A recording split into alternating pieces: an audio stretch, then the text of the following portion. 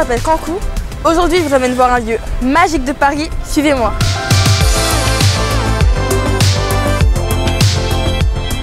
Donc là, on est au Petit Palais. Comment vous dire qu'il y a à peine 2 ans, je me voyais absolument pas dans un endroit pareil. J'habite à Clichy-sous-Bois, en banlieue parisienne. Je me voyais mal faire 1 heure de trajet pour venir voir un endroit qui montre des choses qui datent d'il y a 1 milliard d'années.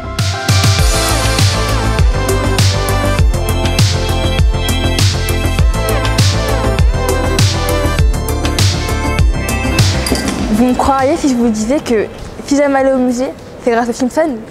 Si, je vous jure, attendez, je vous raconte. Il y a un épisode où Lisa était dans un musée, plein d'énormes fossiles de dinosaures. Et une année où je suis allée aux États-Unis, je me suis dit que je ne pouvais pas repartir en France sans avoir vu ce trésor de mes propres yeux.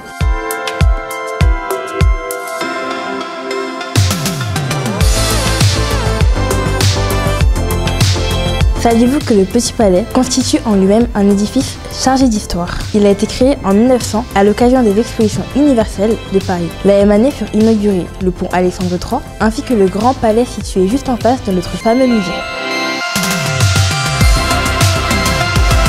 Quand je suis rentrée dans le musée, la première œuvre qui m'a marquée, c'était une dame en rouge avec une couleur vibrante et des détails hyper précis, jusqu'aux bijoux qu'elle porte ou l'expression qu'elle dégage, j'ai l'impression qu'elle me regarde.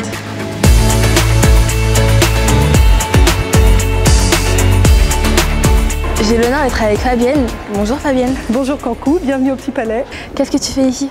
Ici, je travaille comme responsable du service culturel. Alors là, je voulais te parler de cette œuvre-là. Tu pourrais m'en dire plus? Oui, bien sûr. Alors c'est vrai que quand on arrive de loin, c'est le principe d'un grand format.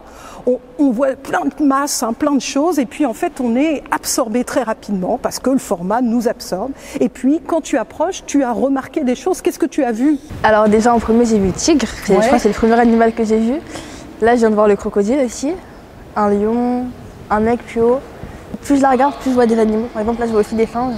Et oui, ça c'est toute la technique de Ian Paiming, cet artiste contemporain qu'on accueille ici au musée, c'est que il fait une grande toile avec des mouvements comme ça de peinture très diffus, et quand on approche, on voit le motif. Qu'est-ce qui marque aussi, par exemple, sur le tigre là, que tu vois là? Le fait qu'il soit plus clair que les autres. Oui, il est plus clair. Effectivement, Ian Paiming travaille avec des gris, des blancs, des noirs, et il nous fait ressortir ce tigre avec des touches de blanc, et c'est ça aussi qui a absorbé ton œil.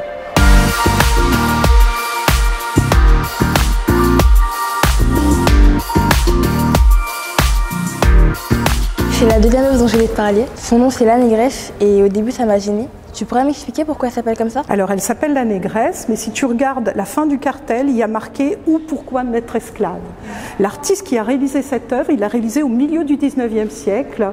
À l'époque, la France a des tas de colonies, notamment en Afrique, et l'esclavage c'est quelque chose de courant. Sauf qu'il y a des gens qui vont s'élever contre cet esclavage. Et Carpeaux va représenter ce qu'on appelle une négresse à l'époque, et pas du tout un terme péjoratif. Anthropologiquement, ça représente une personne noire. Lui, ce qu'il veut montrer avec Pourquoi naître esclave, c'est nous montrer que finalement cette femme elle est comme nous. Mais c'est surtout cette question-là, pourquoi est-ce qu'il y a cette différence entre nous alors que finalement il n'y en a pas?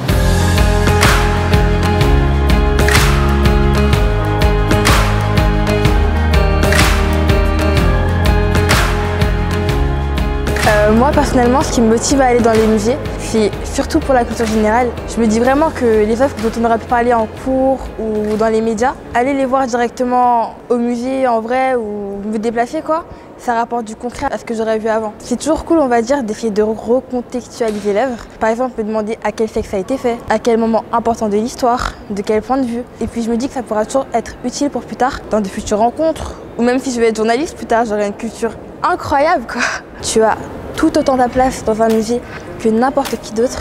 N'hésite pas à être curieux. Alors, pousse la porte du musée.